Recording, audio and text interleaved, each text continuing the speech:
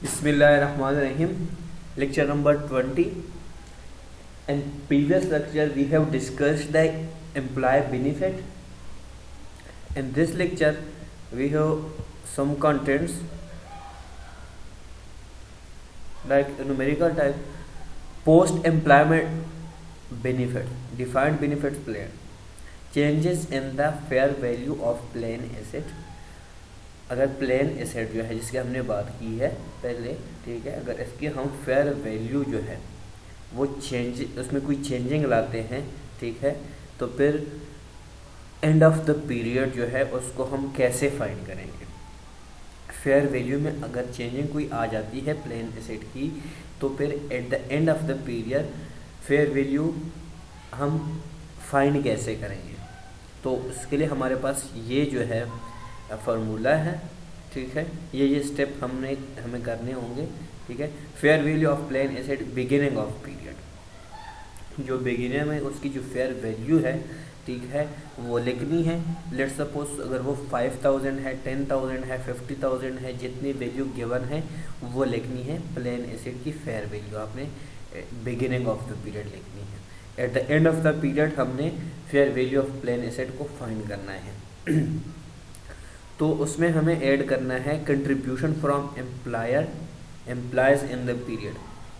उस टाइम के दौरान जो है कंट्रीब्यूशन जो है, बेशक वो एम्प्लॉयर की कंट्रीब्यूशन हो, ठीक है, या एम्प्लॉय की कंट्रीब्यूशन, ठीक है, वो अमाउंट गिवन होगी, ठीक है, वो हमने ऐड करना है, ठीक है। किस में ऐड करना है? बिगिनिंग पीरियड में जो एसेट की फेयर वैल्यू है उसमें ऐड करना है। अब plus minus actual return on plan asset in the period, ठीक है। एक्चुअल रिटर्न में अगर प्रॉफिट हो तो फिर माइनस करना है, ठीक है, अगर लॉस हो तो फिर प्लस करना है। उसके बाद लेस करना है benefit paid under the plan in the period, ठीक है, जो बेनिफिट्स पेड है, ठीक है, वो उसमें से लेस कर देना है। तो at the end of the period आपके पास वैल्यू आ जाती है fair value of plan asset end of the period. तो ये जो है 4 स्टेप है, ठीक है, कि हम at the end of the period how can we calculate fair value of plan asset. First one जो है हमारे पास बिगिनिंग ऑफ पीरियड की जो प्लेन एसेट की वैल्यू है ये गिवन होगी, ठीक है। The second one contribution from employer, इसको ऐड करना है हमने।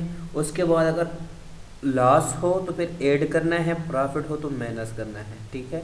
उसके बाद जो बेनिफिट पेड किए हैं, ठीक है, उस पीरियड के अंदर वो भी लेस करने हैं। तो आपके पास at the end of the period जो है fair value of plan asset की वैल्यू आ जाती है। अब यहाँ पे बात होती है post employment benefit defined benefit plans.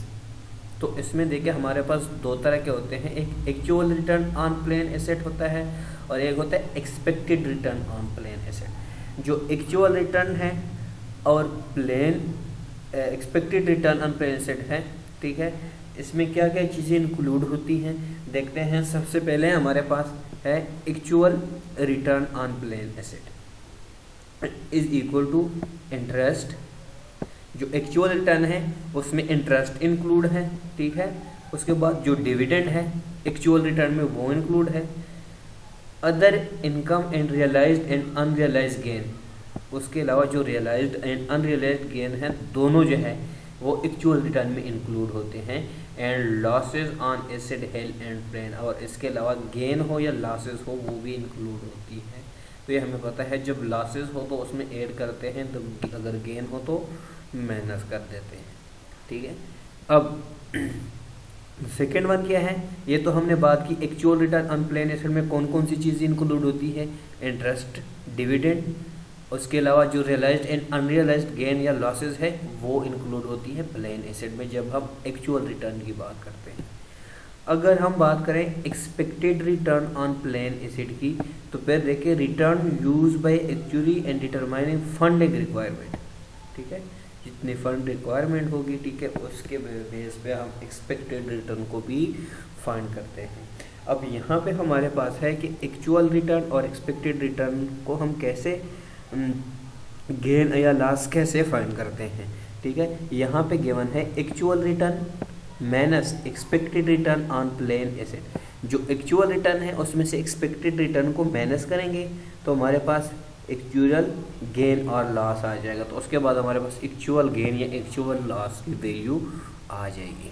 ठीक है, जिसकी हम बात करेंगे एक्चुअल लॉस या गेन हम कैसे फाइंड करते हैं। जो एक्चुअल लॉस या गेन है तो उसके लिए हम सबसे पहले एक्चुअल रिटर्न और एक्सपेक्टेड रिटर्न को फाइंड करेंगे, फिर एक्चुअल रिटर्न में से एक्सपेक्टेड रिटर्न को माइनस करेंगे तो हमारे पास एक्चुअल गेन आ जाएगा। या फिर उसके बाद यहाँ पे गिवन है expected return plus minus actual gain और loss actual return on plan asset. ठीक है, इसी फार्मूले से जो बेसिक फार्मूला है, ठीक है, तो इसमें से आप actual return on plan asset को भी जो है कैलकुलेट कर सकते हैं। एक्चुअल रिटर्न को भी आप, एक्चुअल रिटर्न तो गिवन होती है, ठीक है, मोस्टली जो एक्सपेक्टेड है एक्सपेक्टेड है या एक्चुअल है, अगर इसको आप फार्मूले से फाइंड करना चाहते हैं, ठीक है, तो बेसिक फार्मूला है। ठीक है, इसको लेफ्ट साइड पे लेकर आएंगे तो हमारे पास आ जाएगा actual return on plan asset. ठीक है, तो ये इसी फार्मूले में से हम तीनों को जो है फाइंड कर सकते हैं, एक्चुअल गेन या लॉस को, एक्सपेक्टेड रिटर्न को या एक्चुअल रिटर्न को इसी फार्मूले से फाइंड कर सकते हैं। अब उसके बाद है डिफाइंड बेनिफिट प्लान। जो है इससे पहले हमने बात की है डिफाइंड बेनिफिट प्लान की, यहाँ पे भी है benefit cost to recognize each period. ये जो बेनिफिट कॉस्ट होती है वो हर पीरियड में हम जो रिकॉग्नाइज करते हैं उसकी बात होती है। यहाँ पे हम बात कर रहे हैं पोस्ट एम्प्लॉयमेंट की। ठीक है, कि पोस्ट एम्प्लॉयमेंट बेनिफिट कॉस्ट या प्रॉफिट को हम कैसे फाइंड करते हैं। ठीक है, यहाँ पे बात हो रही है पोस्ट एम्प्लॉयमेंट बेनिफिट को हम कैसे फाइंड करते हैं। तो उसके लिए हमारे पास ये स्टेप है, उसका परफॉर्मा ये है current services cost for the period.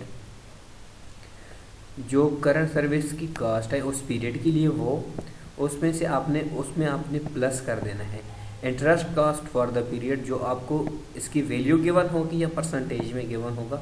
अगर परसेंटेज में गिवन है तो ऊपर वैल्यू के परसेंटेज लेके आपने अमाउंट निकालनी है और उसमें से आपने इसको प्लस कर देना है।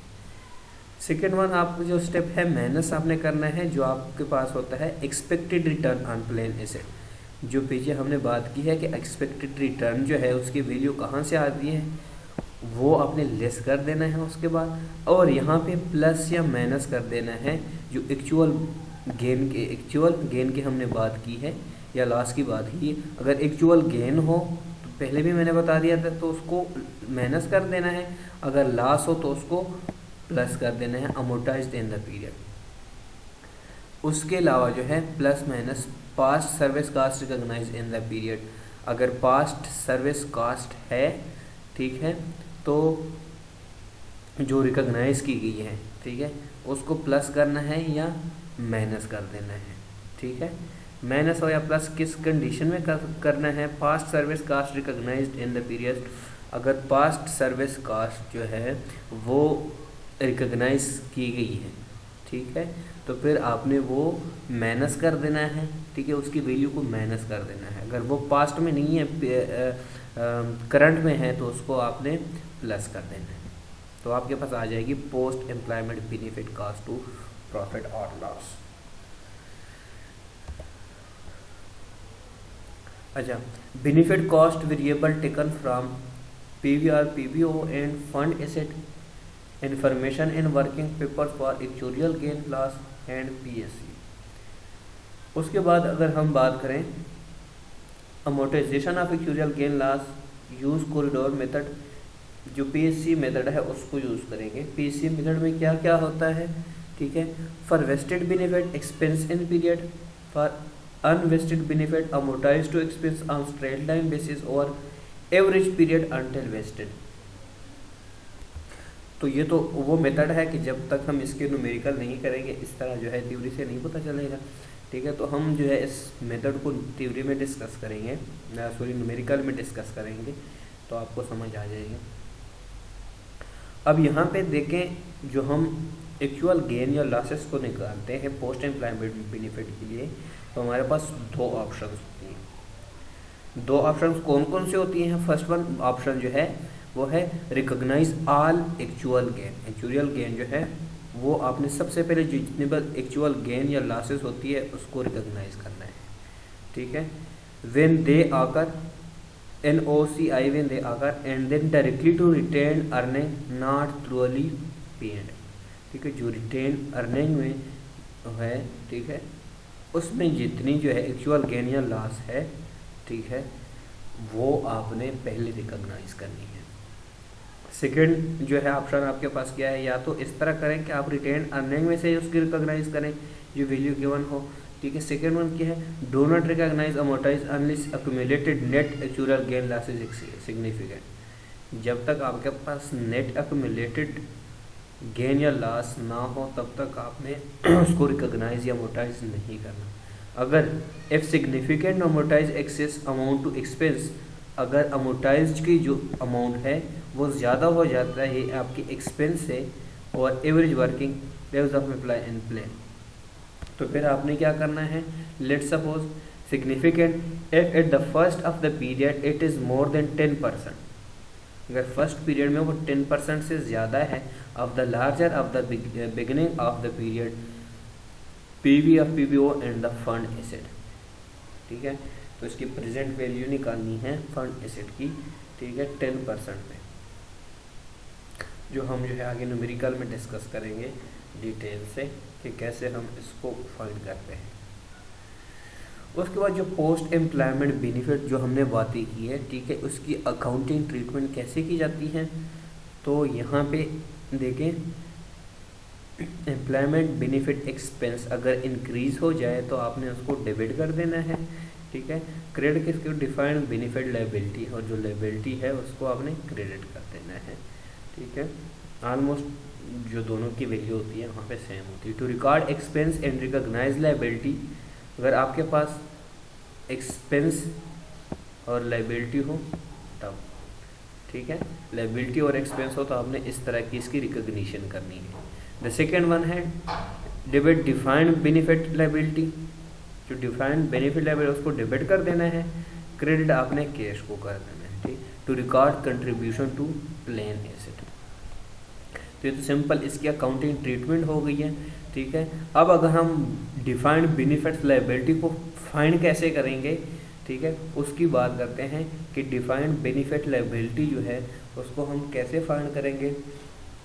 तो देखिए यहाँ पे गिवन है balance and defined benefit liability on the balance sheet can be reconciled to building blocks. Present value of the defined benefits obligation minus fair value of the plain asset. जो present value है उसमें से fair value को less कर देना है, तो अब वैल्यू आ जाती है funded status of the plan. उसमें के बाद plus minus unrecognized actual gain, अगर गेन हो तो प्लस करना है, लॉस हो तो माइनस करना है यहाँ पे, ठीक है। उसके बाद अनरिकॉग्नाइज्ड पोस्ट सर्विस कॉस्ट, तो आपके पास वैल्यू आ जाती है डिफाइंड बेनिफिट लायबिलिटी की। तो अगले जो है हमारे लेक्चर में जो हम जो है डिस्कस करेंगे न्यूमेरिकल को डिस्कस करेंगे, ठीक है। जब 2-3 न्यूमेरिकल हो जाएंगे तो आपको जो है ये आइडिया पूरा क्लियर हो जाएगा यहाँ से, ठीक है। तो यहाँ तक जो है हमने बात की डिफाइंड बेनिफिट प्लान की पोस्ट एम्प्लॉयमेंट की। तो उसके बाद जो है इसके जो पॉइंट्स हैं वो यहाँ पे गिवन है। एक्सटेंसिव डिस्क्लोजर रिक्वायर्ड, ठीक है। इसकी अगर हम बात करें description of plan and accounting policy, plan और अकाउंटिंग पॉलिसी जो है उसको डिस्क्राइब करना है, ठीक है। Reconciliation of changes in PV, उसके बाद सेकंड स्टेप है कि प्रेजेंट वैल्यू में जो चेंजेस आती है, ठीक है, उसको रिकन्साइल करना है, या बैलेंस शीट अकाउंट की जो फंडेड स्टेटस है, फंडेड स्टेटस है उसको रिकन्साइल करना है। तो ये जो है हम न्यूमेरिकल के बाद जो है ये स्टेप जो है डिस्कस करेंगे उसके साथ ही, ठीक है। कि जब हम न्यूमेरिकल करेंगे उसकी वैल्यू आ जाएगी, वैल्यू के बाद जो है ये जो है पॉइंट्स दोबारा वहाँ पे मैं आपको समझा दूंगा कि इसका मतलब क्या था यहाँ। जैसे उसकी एग्जांपल भी यहाँ पे दी गई है, long term disability benefits, long service और सब्टिकल लीव्स, डिफर्ड कंपेंसेशन अगर जो है वो ग्रेटर देन 12 मंथ्स हो, ठीक है। तो फिर उसके साथ कैसी ट्रीटमेंट की जाती है उसके बारे में भी जो है हम आगे डिस्कस करेंगे। लॉन्ग टर्म की अगर बात हो, ठीक है, अगर इसी तरह अनसर्टिनिटी आ जाती है तो उसको जो है हम कैसे अकाउंटिंग में उसकी रिकॉग्निशन कैसे करते हैं वो भी हम जो है डिस्कस करते हैं। तो एम्प्लॉय बेनिफिट में देखें, लॉन्ग टर्म में एम्प्लॉय बेनिफिट लायबिलिटी और एक्सपेंस जो है, जो मोस्ट यहाँ पे इस लेक्चर में हमने देखना है वो ये है, other long term employ benefit expense is equal to current service cost. जो करंट सर्विस कॉस्ट है वो, ठीक है, जब हम लॉन्ग टर्म बेनिफिट एक्सपेंस को फाइंड करते हैं प्लस इंटरेस्ट कॉस्ट वो प्लस कर देना है, उसमें से माइनस करना है expected return on any plan asset. Plan asset की जो जितनी वैल्यू होती है, ठीक है, वो माइनस कर देना है, प्लस ऑल एक्चुअल गेन्स और लॉसेस, जितनी भी गेन या लॉसेस हो, ठीक है, वो प्लस कर देनी है, and all past service cost, ठीक है, जो पास्ट सर्विस कास्ट है वो भी इसमें ऐड कर देने हैं, ठीक है, जब हम एक्सपेंस की बात करते हैं। अगर हम बात करें लायबिलिटी की, ठीक है, एम्प्लॉयज़ बेनिफिट लायबिलिटी की अगर बात करें तो फिर the present value of the defined benefit obligation, जो प्रेजेंट वैल्यू है वो minus the fair value of the plan asset, उसमें से सिंपल फेयर वैल्यू को आपने लेस कर देना है, तो एम्प्लॉय बेनिफिट लायबिलिटी आ जाती है। उसके बाद जो टर्मिनेशन बेनिफिट है वो किस कंडीशन में मिलते हैं, ठीक है, जो टर्मिनेशन बेनिफिट है उसके बारे में डिस्कस करते हैं। Termination benefit, benefits payable is a result of ending in employees employment before normal retirement date. Termination benefits वो बेनिफिट होते हैं कि जब उसकी जो है एम्प्लॉयमेंट की जो है वो टाइम पूरी नहीं होती, उससे पहले अगर वो रिटायर्ड हो जाता है, ठीक है, नॉर्मल रिटायरमेंट जो उसको कहते हैं, उससे पहले अगर वो रिटायर्ड हो जाता है, ठीक है, तो उसको कहते हैं टर्मिनेशन बेनिफिट। जो उसको मिलती है, उसको जो बेनिफिट मिलते हैं टर्मिनेशन बेनिफिट है, उसमें कौन कौन से हैं, ठीक है, आगे हम बात करते हैं। Employ accept voluntary termination in exchange for benefit, वो इस वजह से जो है अपनी टर्मिनेशन को जो है एक्सेप्ट करता है एम्प्लॉय जो है कि उसको कुछ उसके बदले में बेनिफिट दी जाती है। Recognise liability and expense only when entity is demonstrably committed to plan set out. कैसी लोकेशन, देखिए पहले बात कैसे मूव करता है, सबसे पहले location, function and approximate number of employees being terminated, कि कितने जो है उसको एम्प्लॉयज़ को टर्मिनेट कर दिया गया है। Termination benefit to be provide for each job classification और फंक्शन, जो जॉब क्लासिफिकेशन होती है उसके बेस पे उसको जो है बेनिफिट्स प्रोवाइड की जाती हैं, ठीक है। When the plan will be implemented, तो उस पर जो है जो प्लान एसेट होता है वो उस पर इम्प्लीमेंट की जाती है टर्मिनेशन पे। Entire cost is expensed when entity is committed to plan, ठीक है। उसके बाद जो जितनी भी कॉस्ट उस पर आ जाती है उसको एज एन एक्सपेंस जो है वो रिकॉग्नाइज करते हैं टर्मिनेशन बेनिफिट में, ठीक है। अब आगे जो हमारे पास है इसकी जो है न्यूमेरिकल करेंगे नेक्स्ट लेक्चर में, मोस्टली जो है इसके पॉइंट्स न्यूमेरिकल से रिलेटेड हैं, तो फिर उसमें समझ आ जाएगी।